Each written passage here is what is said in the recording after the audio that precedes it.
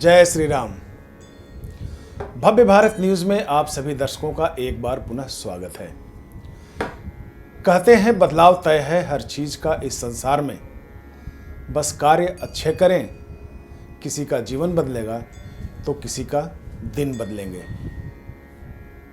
Studio में इसी बात पर चर्चा के लिए हमारे साथ आज मौजूद हैं all India Institute of Medical Science के प्रोफेसर और पेशे से बाल रोग विशेषज्ञ डॉक्टर प्रदीप कुमार सिंघल जी।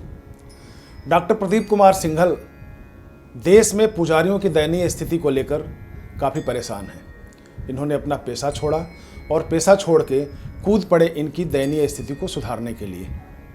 और आज स्थिति यह है कि सरकारें भी अब इनकी बात सुनने लगी हैं। क्यों? क्योंकि सनातन धर्म एक ऐसा धर्म है जिसकी नींव अगर माने तो देश के पुजारी हैं, और ये पुजारी अगर लोगों तक पहुंचने में कामयाब होते हैं तो हमारे देश की संस्कृति में बदलाव तय है। तो आइए मिलते हैं डॉक्टर प्रदीप कुमार सिंघल जी से। देखिए, भारतवर्ष में अगर आप देखें तो 80% से ज़्यादा लोग सनातन संस्कृति और धर्म के मानने वाले हैं। हमारा संगठन संस्कृति संज्ञान, जो ये सनातन संस्कृति के लोग हैं, इनमें अपनी संस्कृति के प्रति, भारतीय संस्कृति के लिए कैसे आस्था बढ़ाई जाए, इस पर हम काम कर रहे हैं। पिछले कुछ सालों में हमने ये अनुभव किया है कि भारतवर्ष के इस संस्कृति के जो लोग हैं, इनमें संस्कृति के प्रति आस्था कम हो रही है। ये एक बहुत ही चिंता का विषय है। इस पर जब हमने गहन अध्ययन किया तो हमने देखा कि जो हमारे भारतवर्ष के जो मंदिरों के, जो हमारे सनातन संस्कृति के जो प्रतिनिधि हैं, जो पुजारी हैं, खासकर जो छोटे छोटे पुजारी हैं, लाखों मंदिर हैं भारतवर्ष में, छोटे छोटे मंदिर, उनके जो पुजारी हैं, उनकी आर्थिक, सामाजिक, शैक्षिक और जो सांस्कृतिक प्रतिष्ठा है वो धीरे धीरे कम हो रही है। अब इसका कारण क्या है? इसका एक बहुत बड़ा कारण आर्थिक भी है, क्योंकि सनातन संस्कृति के लोग बहुत ही सहिष्णु हैं। जो हमारा कल्याण मंत्र है, सर्वे भवन्तु सुखना सर्वे सन्तु निरामया, मतलब सनातन संस्कृति के लोग हैं वो पूरे विश्व का भला चाहते हैं। इसी चक्कर में देखिए, जो सरकारें आई उन्होंने क्या किया कि जो सनातन संस्कृति के भारतवर्ष में जो बड़े बड़े मंदिर हैं, उनकी जो चढ़ावा, उनकी जो इनकम होती थी, एडमिनिस्ट्रेटिव कंट्रोल उन्होंने अपने हाथ में ले लिया, और उससे जो करोड़ों रुपया वो जो कलेक्ट करते हैं वो सरकार ले लेती है। उसका मुश्किल से 20% पैसा वो मंदिर के रख रखाव और पुजारियों पे खर्च करती है। 80% पैसा वो दूसरे धर्म के लोगों को बांट देते हैं। देखिए, जैसे मुस्लिम हैं, क्रिश्चियंस हैं, ठीक है।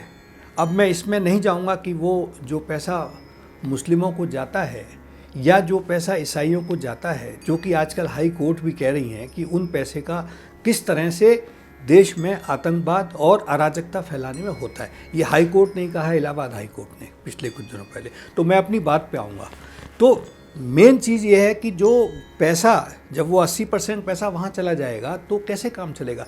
अगर आप पुराने समय में देखें तो जो मंदिरों की जो आय होती थी, उससे स्कूल चलते थे, उससे अस्पताल चलते थे, जिससे कि समाज के लोगों को चिकित्सा भी फ्री मिलती थी, शिक्षा भी फ्री मिलती थी। और आजकल देखिए क्या हाल है, चिकित्सा कितनी महंगी हो गई है। चिकित्सा का, आप किसी को अगर भगवान न करे कोई बीमार हो जाए तो उसको लाखों रुपए जो है खर्च करने पड़ते हैं। शिक्षा देखो कितनी महंगी हो गई है।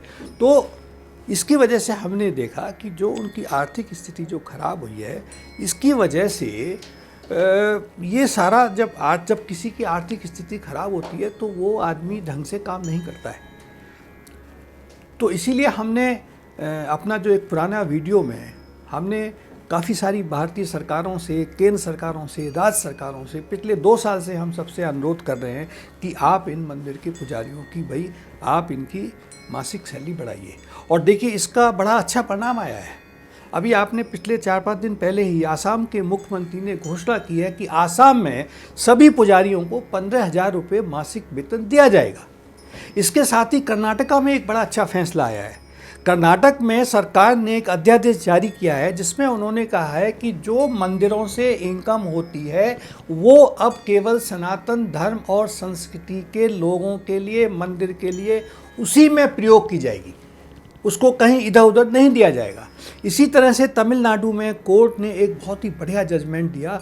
कोर्ट ने कहा, किसी ने आवेदन दिया था कि भाई तमिलनाडु के जो मंदिर हैं उनका रखरखाव ढंग से नहीं हो रहा है, तो कोर्ट ने सरकार को ये आदेश दिया कि वहाँ पे जितने भी मंदिर हैं उन सब का रखरखाव ढंग से किया जाए, उनके फोटोग्राफ हमको दो।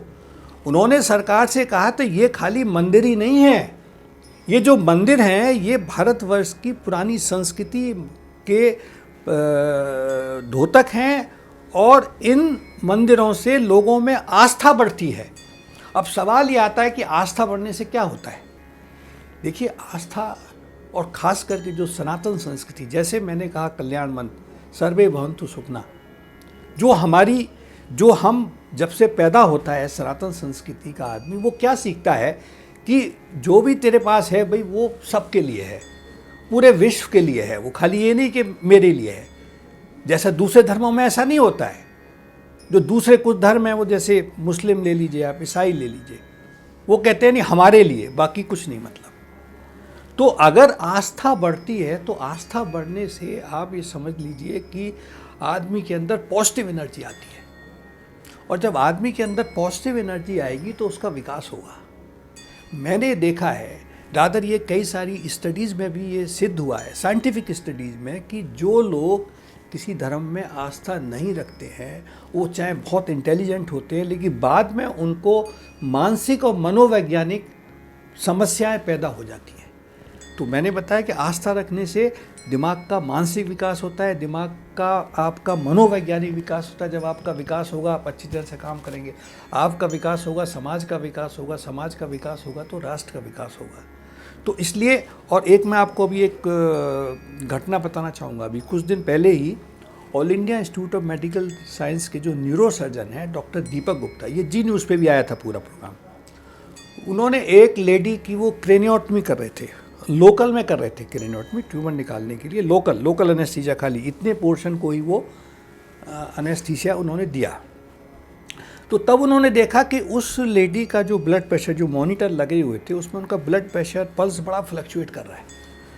तो उन्होंने उस महिला से पूछा कि भाई तुम ये बताइए किस धर्म की हो, तुम क्या कुछ भजन कीर्तन कुछ किसी भगवान का कुछ करती हो? तो उन्होंने कहा जी मैं हनुमान चालीसा डेली पढ़ती हूँ। तो डॉक्टर साहब ने कहा ठीक है, देखिए मैं तुम्हारा ऑपरेशन कर रहा हूँ, तुम हनुमान चालीसा निरंतर लगातार पढ़ती जाओ। उसने हनुमान चालीसा का पाठ शुरू किया तो आप देखेंगे कि विदिन मिनट्स उसका जो ब्लड प्रेशर और जो पल्स रेट उसका फ्लक्चुएट कर रहा था वो नॉर्मल हो गया। उसके बाद डॉक्टर साहब ने कहा कि भाई तुम वार्ड में आ गई हो, तुम डेली 4-5 बार कम से कम हनुमान चालीसा का पाठ करो, इन लोगों को भी कराओ जो तुम्हारे वार्ड में हैं। तो उसकी रिकवरी बहुत अच्छी हुई। इसी तरह से बहुत से एग्जाम्पल हैं। गायत्री मंत्र पे ऑल इंडिया इंस्टीट्यूट में रिसर्च हो चुकी है। तो हमारा जो उद्देश्य है, हमारा जो पूरे भारत सरकार के, केंद्र सरकार, राज्य सरकारों से हमारा ये बहुत ही अनुरोध रहा है, पिछले 2 साल से अनुरोध कर रहे हैं और भी हम अनुरोध करेंगे कि भाई नंबर 1, आप जो भारतवर्ष के जो मंदिर हैं जिनका एडमिनिस्ट्रेटिव कंट्रोल आपने ले रखा है उसको आप अपने कंट्रोल से मुक्त करके जो पैसा उससे आता है वो मंदिर के ट्रस्टियों को ही यूज़ करना है। आप ये देख सकते हैं कि हाँ भाई मंदिर का पैसा वो ढंग से यूज़ कर रहा है। ये हमारा सबसे अनुरोध रहा है और इसमें हम चाहते हैं, ये जो हमने अभियान चलाया है इसमें हम आप सबका सहयोग चाहते हैं। देखिए, जब तक समाज का सहयोग नहीं मिलेगा सरकारें भी काम नहीं करती हैं। जब समाज का प्रेशर पड़ता है तभी सरकारें काम करती हैं। आप सबका हमें आशीर्वाद मिलेगा, आप सबका हमें सहयोग मिलेगा तो हम अपने अभियान में बिल्कुल सफल होंगे और इस भारतवर्ष में जो सनातन धर्म के जो पुजारी हैं उनकी स्थिति सुधरेगी और लोगों में सनातन धर्म के प्रति आस्था बढ़ेगी और भारतवर्ष का विकास होगा। हमारा जो एक वेबसाइट है sanskritisangyan.com। इसमें एक नीचे कॉलम है मेंबरशिप का, उसमें ज्वाइन आता है। तो मेरा आप सबसे अनुरोध है कि उसको आप ज्वाइन करें, इस संस्था को ज्वाइन करें। जितने ज़्यादा से ज़्यादा लोग हमारे साथ होंगे उतनी ही मजबूती से हम केंद्र सरकारों को और राज्य सरकारों पर हम प्रेशर डाल सकते हैं कि भाई सनातन संस्कृति के लिए भी आप कुछ पॉजिटिव काम करें। धन्यवाद।